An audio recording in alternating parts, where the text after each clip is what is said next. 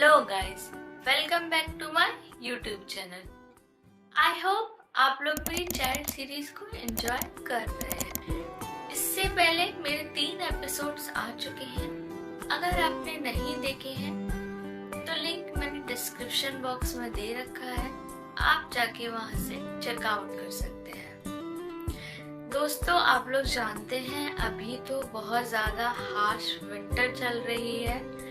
Winter में भी कई कई दिन धूप नहीं आ रही है, और यदि आपके यहाँ छोटे बच्चे हैं तो आपको भी आपकी मम्मी, दादी या नानी वगैरह ने बोला होगा बच्चे का बहुत ख्याल रखना, बच्चे की पहली सर्दी है, बहुत ध्यान रखना, बहुत एहतियात से बरतना, कैसे भी करके बच्चे की ये सर्दी पार हो जाए फिर कोई दिक्कत नहीं है। मुझे भी मेरे यहाँ ये सब बोला गया था, लेकिन क्या आपको पता है ऐसा क्यों बोला जाता है? तो मैंने सोचा बेबी को सर्दियों में किस तरीके से संभालना है, उनको किस तरीके से कपड़े पहनाने हैं कि ना उनको ज्यादा गर्मी लगे ना ज्यादा सर्दी लगे, इस पर एक वीडियो बनाया जाए। अगर हम लोग अपने बेबीज के बारे में बात करने बैठे तो शायद सारा दिन ही कम पड़ जाए। तो बिना टाइम वेस्ट करे वीडियो को शुरू करते हैं।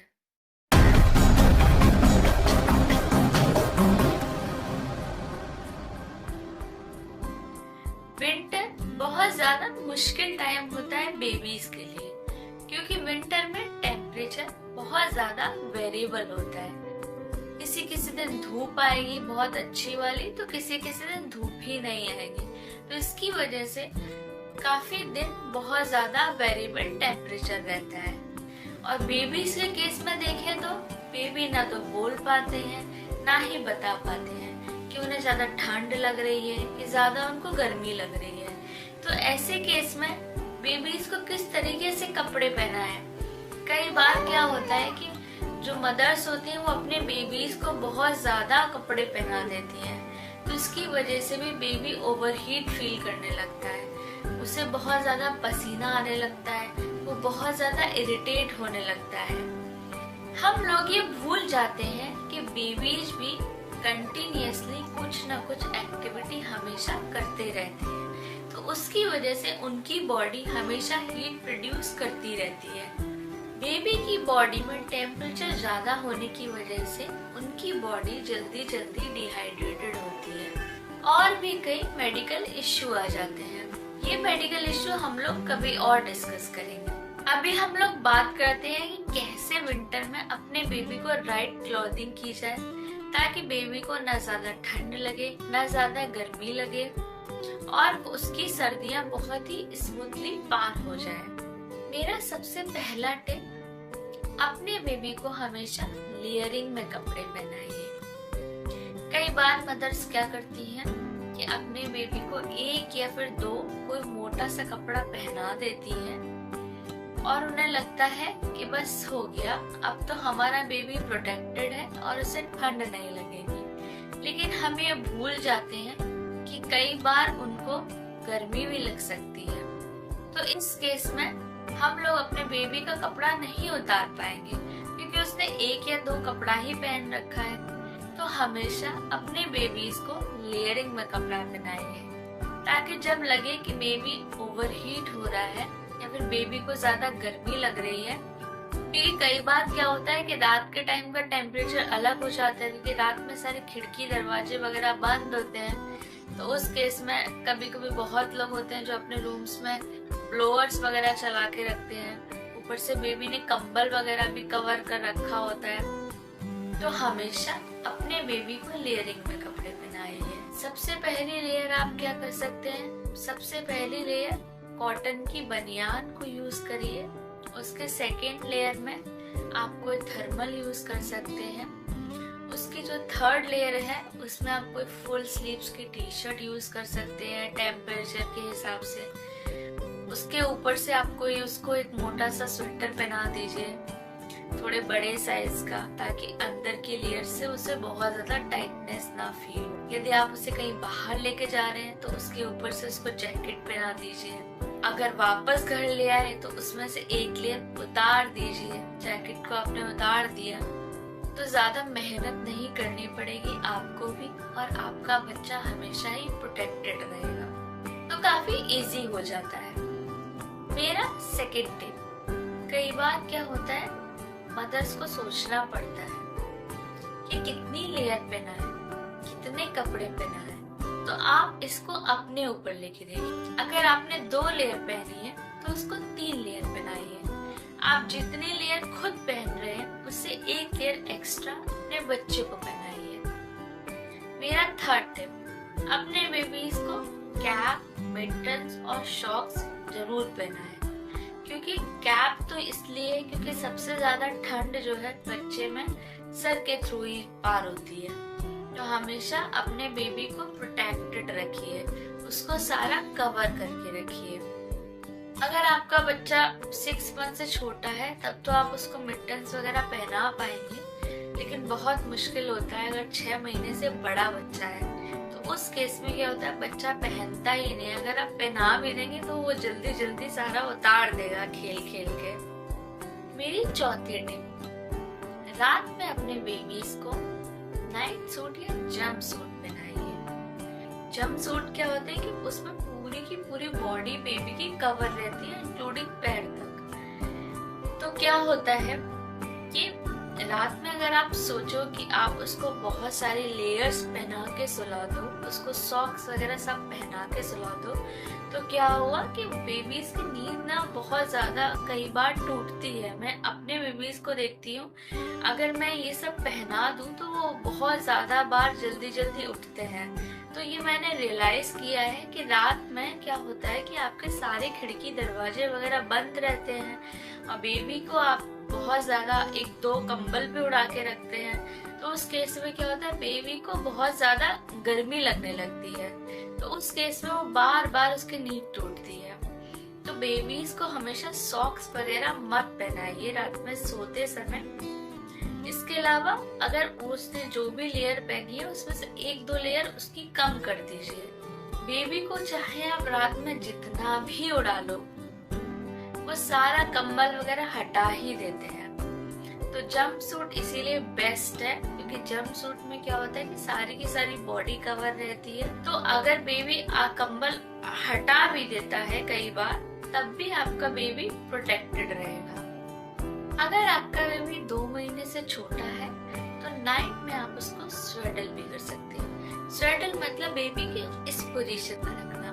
क्या होता है कि जब बेबी माँ के पेट में होता है तो वो इस पोजीशन में रहता है, तो वो बाहर आके भी वो ये चाहता है कि वो इसी पोजीशन में रहे। तो स्वेडल करने से बेबी को इस पोजीशन में रहने में बहुत ज्यादा आराम मिलता है और उसको बहुत ज्यादा कोजी कोजी अच्छा लगता है। टिप नंबर 6, नाइट में क्या होता है कि हमारी जो बेडशीट जनरली बिछी रहती है वो बहुत ज्यादा ठंडी रहती है विंटर के टाइम पे। तो आप हमेशा अपने बेबी के नीचे एक कंबल मोटा सा, या तो आप 1-2 कंबल छोटे छोटे पतले पतले रख सकते हैं, या फिर जो पतले पतले कंबल आते हैं उसमें अगर सिंगल बेड का कंबल है तो उसको मोड़ कर यूज करिए। इससे क्या होगा बेबी के नीचे का एरिया बहुत ज्यादा गर्म रहेगा और उसे बहुत कोजी कोजी फील होगा और उसे बहुत ही स्मूथ स्लीप आएगी और ठंड भी नहीं लगेगी। इससे आपका भी भला होगा, आप भी आराम से सो पाएंगे। टिप नंबर 8, नाइट में हमेशा डायपर यूज करिए। कभी भी क्लॉथ डायपर या फिर नैपी या फिर पैंटी वगैरह विंटर में यूज मत करिए, क्योंकि गलती से भी अगर आपने नहीं चेक किया और आपका बेबी गीले में रह गया तो उसे सर्दी पकड़ने के बहुत ज्यादा चांसेस रहेंगे। तो हमेशा अपने बेबीज को डायपर यूज करिए। बहुत लोग बोलते हैं डायपर से रैश हो जाते हैं, डायपर से ये हो जाता है, डायपर से वो हो जाता है। तो ऐसा कुछ भी नहीं होता है। मैंने खुद अपने बेबीज में यूज किया है। जब से मेरे बेबी पैदा हुए हैं तब से मैं उनके लिए डायपर यूज कर रही हूँ। तो आज तक मैंने तो नहीं देखा कोई रैश होते हुए उन लोगों में। टिप नंबर 9, अपने बेबी को जो आप कपड़े पहनाने वाले हैं उसको पहनाने से पहले गरम कर लीजिए। आप चाहें तो उस पर प्रेस कर सकते हैं या फिर उनको ब्लोअर के आगे रख दीजिए थोड़ा सा हल्का गर्म करने के लिए। और अगर आपके पास ब्लोअर नहीं है तो आप उसको अपने नीचे रख लीजिए ताकि वो कपड़े थोड़े से वार्म हो जाए और बेबी पहनते वक्त इरिटेट ना हो और उसको ठंड ना लगे। अब मेरी टिप नंबर 10, हमेशा अपने रूम का टेम्परेचर मेंटेन करके रखिए। जो वाले ब्लोअर्स आते हैं उनको आप यूज मत करिए, लेकिन जो ऑयल ब्लोअर्स आते हैं उनको आप यूज कर सकते हैं। टिप नंबर 11, कैसे चेक करें कि आपका बेबी ठंडा फील कर रहा है या गर्म फील कर रहा है। तो इसके लिए आप अपने बेबी का पेट और पैर चेक करिए। यदि आपके बेबी का पैर है जो कि ठंडा है और पेट गर्म है, इसका मतलब आपका बेबी नॉर्मल फील कर रहा है। यदि आपके बेबी के पैर और पेट दोनों गर्म है तो इसका मतलब आपके बेबी को गर्मी लग रही है। और यदि आपके बेबी का पैर और पेट दोनों ठंडे हैं, इसका मतलब उसको ठंड लग रही है और उसको आपकी जरूरत है अपने बॉडी टेम्परेचर को रेगुलेट करने के लिए। लेकिन ये तरीका सिर्फ 3 महीने से छोटे बच्चों में काम करता है। यदि आपका बच्चा 3 महीने से बड़ा है तो उसकी आप गर्दन के पीछे हाथ रख के चेक कर सकते हैं कि उसको ठंडा लग रहा है कि गर्म लग रहा है। टिप नंबर 12, कैसे चेक करें कि आपका बेबी ओवरहीटेड फील कर रहा है और आपको तुरंत एक्शन लेने की जरूरत। सबसे पहला, उसको बहुत ज्यादा पसीना आ रहा है। दूसरा, उसके बाल गीले हो रहे हैं। तीसरा, वो जल्दी जल्दी सांस ले रहा है। चौथा, उसके जो चीज है वो रेड हो रहे हैं। टिप नंबर 13, यदि आपका बेबी 6 मंथ के ऊपर है तो आप उसको हर 2 घंटे में थोड़ा थोड़ा पानी का सिप देते रहिए। इससे क्या होगा, इससे बेबी बहुत जल्दी डिहाइड्रेटेड नहीं होगा। ये तो हो गई मेरी तरफ से सारे टिप्स। अब मैं आपको दिखाऊंगी कि मैं अपने बेबी में लेयरिंग किस तरीके से करती हूँ। सबसे पहले लेयर में कॉटन की बनियान, जैसे इस टाइप की बनियान, कलर्ड बनियान जो है आप इसको यूज कर सकते हैं। मैं अपनी बेबी में इस तरह की कलर्ड बनियान ही यूज करती हूँ, क्योंकि जो व्हाइट कलर की बनियान होती है बहुत जल्दी बेबीज गंदा कर देते हैं। तो बेटर है कि आप कलर्ड बनियान को यूज करें कॉटन की। सेकेंड लेयर में मैं विंटर में थर्मल यूज करती हूँ। जैसे अभी फिलहाल मेरे पास एक बॉडी केयर का थर्मल है। इसके अलावा मैं मोंटी कार्लो वगैरह के प्रोडक्ट्स भी यूज़ करती हूँ, तो उसके थर्मल वेयर भी बहुत अच्छे रहते हैं, मैं उनको भी यूज़ करती हूँ। उसके ऊपर लेयरिंग में या तो आप फुल स्लीव्स की टी शर्ट्स ले सकते हैं या फिर थोड़ी सी मोटी टी शर्ट्स भी ले सकते हैं या फिर हाफ स्लीव्स की टी शर्ट्स भी पहना सकते हैं बेबी को। जैसे फुल स्लीव्स की टी शर्ट्स में इस टाइप की टी शर्ट्स बहुत ही अच्छी लगती हैं और क्यूट भी लगती हैं और बेबी इसमें बहुत ज़्यादा प्रोटेक्टेड भी फील करता है। बाकी आप विंटर के हिसाब से 1-2 लेयरिंग और ऐड कर सकते हैं। जैसे अगर आपका बेबी कहीं बाहर जा रहा है घूमने के लिए तो आप उसके ऊपर इस टाइप के क्यूट से जैकेट्स आती हैं, मार्केट में अवेलेबल है। क्यूट से जैकेट इस टाइप से आप बेबी को पहना सकते हैं। इस टाइप के फुल बाजू के फुल जंप सूट्स वगैरह भी अवेलेबल हैं हर जगह पे, अमेज़न पे या फ्लिपकार्ट पे, तो आप वहाँ से जंप सूट इस टाइप से परचेज कर सकते हैं। इसमें बेबी को ना ठंड लगेगी और इसमें पैर वगैरह पूरे अच्छे से बेबी के कवर हो जाएंगे। बाकी पजामी में एक तो सबसे पहली लेयर आपने विंटर की जो थर्मल वेयर में पजामी आती है उसको पहना दीजिए। उसके ऊपर से सेकेंड लेयर में आप अपने बेबी को इस टाइप की पजामी वगैरह कवर कर सकते हैं।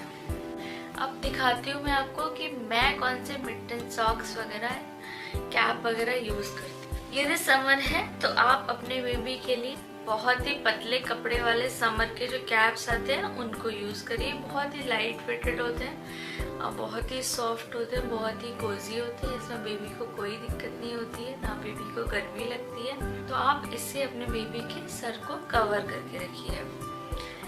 सेकेंड, यदि विंटर है तो इसमें इससे थोड़ा सा मोटा कैप यूज करिए। इस टाइप के कैप को यूज करिए।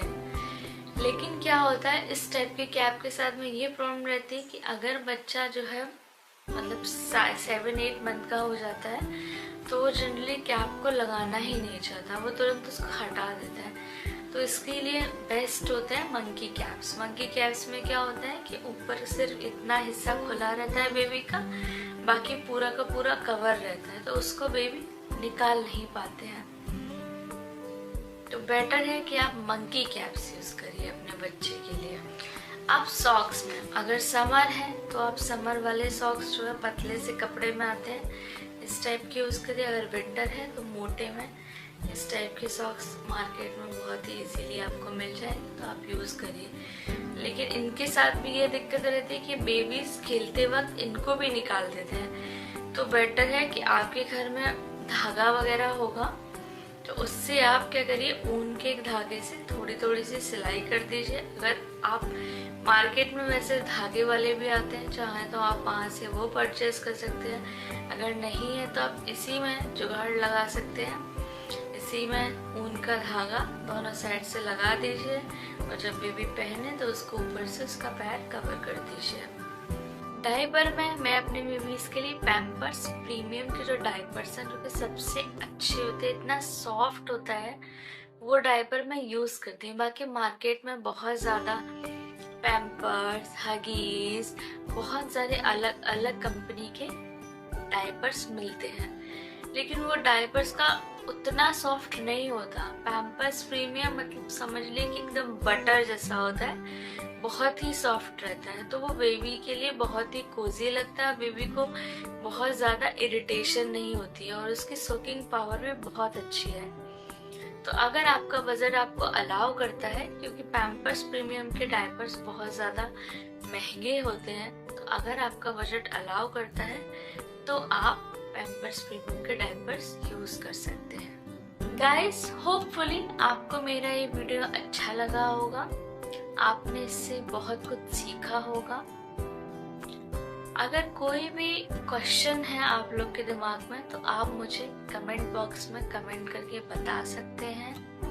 मैं कोशिश करूंगी आपके क्वेश्चन का रिप्लाई देने की। यदि आप चाहते हैं कि मैं किसी पर्टिकुलर टॉपिक पे आप लोग के लिए वीडियो बनाऊं तो आप उसको कमेंट में डाल सकते हैं। अगर वीडियो अच्छा लगा हो तो वीडियो को लाइक, शेयर एंड सब्सक्राइब करना मत भूलिए। बाय बाय गाइस, मिलते हैं।